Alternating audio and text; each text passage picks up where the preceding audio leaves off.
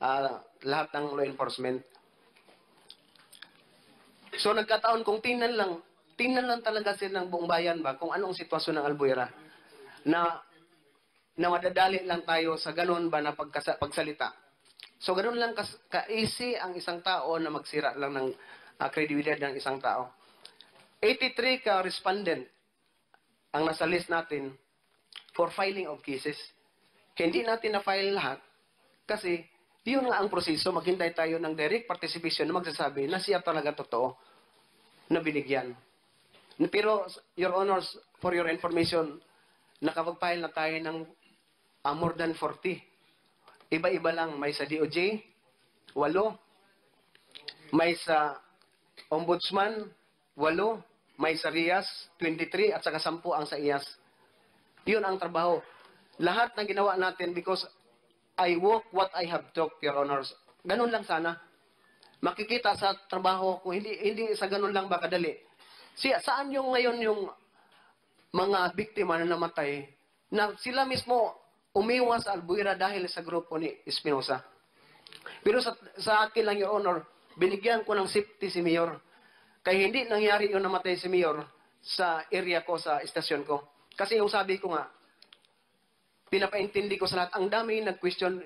Nung una, sabi ko patayin si Espinosa. Sila lahat. Kasi sila ang naghasik ng lagim doon sa Albuera. So gusto ko bigyan ng pagkakataon yung mga namatayan na hindi kayo nag-iisa. Patayin natin. But, nung makuha natin yung documents, kasali na yung mga chiki at saka blue book, Your Honor. Nasaan na ba yon? Yung mga bank deposit slips, yung mga dokumento? Nandyan sa property custodian natin, Your Honor. Hindi na break yung chain of custody nito? Hindi, Your Honor. Well, in fact, Presenta mo na ba ito sa any investigating body? Like sa IAS? Di ba? Ang IAS, ang RIAS, Your Honor, nag-confirmation na sa lahat ng mga witnesses. Tapos na. Na-confirm na yung lahat. Nakita na nila. So para makita natin yung sinasabi ni Kerwin kanina mga bank deposit slips, gusto niya ma-retrieve para maipakita niya na talagang meron siya mga binigyan ng payola. So, pwede mo bang maski reproduction? Yes, Your Honor, makapagbigay tayo. Para pa identify natin kay Kerwin, siya mag-testify. May dala ka ba ngayon?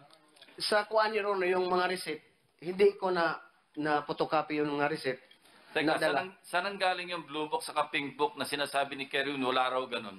Actually, Your Honor, ang nag-witness naman, yung nag-admit na siya ang isang accountant ni Kerwin, siya mismo nagsabi na sa kanya yan, hindi siya nagsabi na sa kay Kerwin, sa kanya, when in fact, nandyan pa lahat ang mga bayaran ng hotel, yung mga sweldo, sa kanya lang, at saka yung pink book naman, Your Honor, kay Mayor binigay, right after na yung accountant nila, hindi na siya nagsama sa grupo nila ni Mayor. Parang umiskirda na siya. Yun ang binigay niya kay Mayor. Kaya nga, Your Honor, nung pagpunta ni Mayor sa opisina, dala niya yung pink book na dala-dala niya, nasabi niya, yun ang pinapakita niya sa area. At the time, Your Honor, for your information again, Mayor Espinosa is not under masasabi natin custodial investigation, nor he is an accused or respondent for that specific matters, Your Honor. Na masabi natin na dapat sa kanya may abogado. Parang normal na si Mayor Espinosa. Mayor Espinosa is a normal pag-isip, Your Honor. Mr. Chairman, so for the record, nung binigay niya, yung ginawa itong judicial affidavit ni Mayor Espinosa, was he under custodial investigation when he... No, Your Honor. So what he was treated as a witness? Actually, Your Honor, ganito ang nangyari. Galing kay CPNP, nagpunta siya doon para mag-assume na sa pagka-mayor niya. Nung naisip niya na masabi natin ng protective custody, at that time also, nag-volunteer siya magpunta doon sa opisina para mag-execute, maggawa ng salaysay sa mga tao na natakot siya, baka siya patayin yung mga nakapayula na. Pero at the time, Your Honor, tinawagan ko lahat kasi ng mga trabaho doon sa station, Your Honor, and then ako supervision ng regional director ko kay Chief Superintendent Beltihar. Lahat ibato ko talaga sa kanya, Sir, nandito si Mayor, na ganito. So, ang ginawa, kasi hindi siya under ng custodial investigation, he is voluntarily nagpunta sa opisina na kagaya ng normal na tao, Your Honor, na magpunta, na magsabi na ako, sir, isabi ko dito yung mga nakatanggap ng payula kaya kasi duda ako na ito sila ang magpapatay sa akin. So yun ang ginawa natin. Ang investigator naman natin, pinakausap siya. Tapos, right after that, inform natin yung legal ng provincial namin sa, province namin sa Albuera, na isang abogado din. Pagkatapos, na-finalize na, dinala na si Mayor papunta ng provincial prosecutors, kasama ko na doon yung RD ko, sir, at saka yung PD ko, sa harapan mismo ng provincial prosecutors. Halos sabay ba kayo ni Elmer, ni Chief Superintendent Bertahan na na-appoint, na-assign doon sa Region 8? Kailan ka ba nag-assume sa Region 8? Nauna sir ako, I assume July 2. July Then si Joby sir nag-assume So, ng July 19. personal choice ka na rin ni Chief NP na Yes, sir. ma-assign Yes, doon. Okay, sige. So yun naman ang na-observe ko, Your Honors, ang sa akin lang sana, sa totoo lang, natuwa nga ko, Your Honors, na si Sir Gordon, nagsabi na para naman malaman kung ano ang mga bawat individual na mga comments para naman yung sistema ng pulis natin matuwid na naman. Sa totoo lang, maski isang sintabo ng gambling, Your Honor, sa pagka-opisyal ko, 4 na istasyon na na-assignan ko, pang-4 ng Albuera, hindi pa mag 1 month, illegal free na yung bayan ko. Illegal logging, illegal fishing, illegal gambling, at saka private armed groups. Wala yun, makita yun sa trabaho ko. Pero sa ganun lang ba na sabihan lang tayo na tumanggap ng pera? Sino yung nagsabi? Anong kredibilidad ng nagsabi? Yung sa akin naman, Your Honor, that's why, I say again, I do not want to convince anybody here. Basta sa akin lang, at least, Your Honor, na nagpapasalamat din ako na at least binigyan niyo kami ng pagkakataon, mga polis, na magsabi. Pero sa totoo lang, Your Honor, walang drugs kung walang polis na involved. I can sure that. Sa karanasan mo, no? Pwede bang ang kausap mo lang sa itaas? Halimbawa, sa Region 8, pwede bang ikaw, drug lord, ang kausap mo lang yung regional director saka yung deputy regional director? Mabubuhay ka ba nun? Hindi. Hanggang saan kababa? Hindi po, Your Order. Sorry. Hanggang saan kababa ang dapat kausap mo para mag-survive ka o para mag-flourish yung iyong hanap buhay? Simula sa itaas hanggang kung sino yung sa ibaba na makipagkaibigan sa akin at magkasundo kami, bibigyan ko para ang sa prinsipyo ko nung nasa illegal pa ako, happy all, bigyan ko lahat para walang problema. Mr. Chairman, there is one way to resolve the issue of the affidavit, if you will permit. Submit natin sa NBI para sa signature. As handwriting. Handwriting expert ng NBI. Yes. In that regard, to the naked eye, the first affidavit of August, ano ba ito? August 23 ba? And August 24, Your Honor. August 24. Kung tingnan mo yung pirma sa August 24 na affidavit at sa October 23, 24, ha?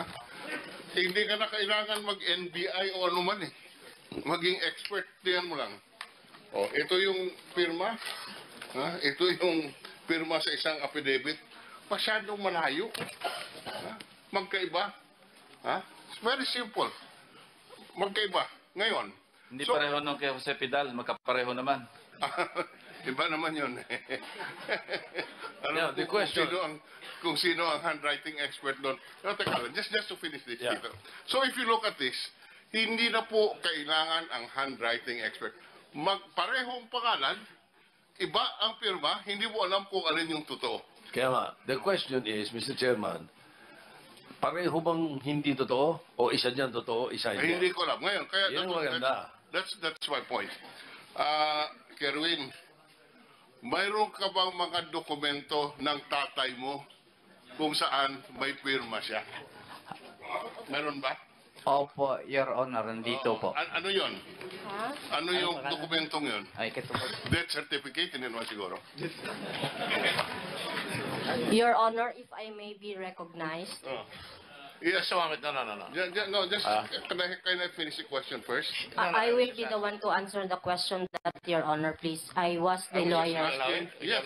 No, because you're just asking them to produce a document. Yes, Your Honor, I have a document. I was the lawyer of Mayor Espinosa when he was Sige, still what is alive. that document? I have here affidavits of Mayor Espinosa clearing Attorney John Ungab and 5 barangay officials which were listed on the list submitted or mentioned in the affidavits, Your Honor, please.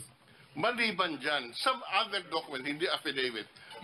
Mayroon bang SSS? Mayroon bang driver's license? Payroll sa Payroll? City Hall. Payroll May, sa... I think we can produce the oath of office, yung yeah. certificate of oath of office ni Mayor Yes. Espinosa, Your Honor. Yung Yes, Your Honor, we can produce that. yung filing of certificate of Yes, Your candidacy. Honor. If you can produce that, then easily you can compare the signatures. Yes, Your Honor. Magkaiba ba dito sa dalawa? Yes, Your Honor. So these two signatures, to your opinion, would be both fake? I can say that those are not the signatures of my client. Those were not the signatures of my client. In these two Yes, affidavits? Your Honor. All right, so please bring these documents and certificate of candidacy, oath of office. Ha? I will, Your Honor. Huwag naman yung death certificate, hindi nyo napirmahan yun eh. Ha? And, Your Honor, I would like to add something with respect to the statement of Inspector Espinido. August 4, 2016, Your Honor, there were already cases filed against the mayor. These are violation of Section 5, RA 9165. This was the case filed by CIDG. Number 2, yung violation, this was filed, by the way, this was filed before the Provincial Prosecutor of Leyte, docketed as NPS docket number 802 INV 16H 00215. This incident, Your Honor, was after the yung merong namatay na 6. Tapos, on August 10, Your Honor,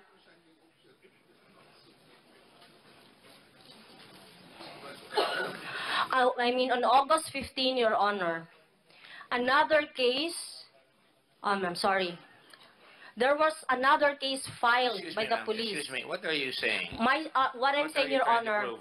what I'm trying to prove, Your Honor, that Inspector Espinido was wrong when he said that the mayor was not under custodial investigation because there were no cases filed against him. If he was already, he executed his first affidavit, Your Honor, on August 24, 2016. This was after the cases were filed against him. The second affidavit, Your Honor, was filed or was executed on October 3, 2006, Your Honor. I have already received subpoena from the Provincial Prosecutor's Office for him to submit the counter affidavit. During that time, Your Honor, that Mayor Espinosa was in the custody of Inspector Espinido, he was promised that if he will execute an affidavit, he would be under the Witness Protection Program and that all the cases filed against him will be dismissed. As I said earlier, Your Honor, I was not consulted. He was just brought to Tacloban without my knowledge. And did he agree to that offer? He was very afraid, Your Honor, because My question is simple. Are you aware, if you are aware, and I'm really... Let me just finish na. Hindi ako sigurado kung dapat kitang pagsalitain because abogado ko na. You're testifying to something here na Dapat ina-advise mo lang yung kliyente mo.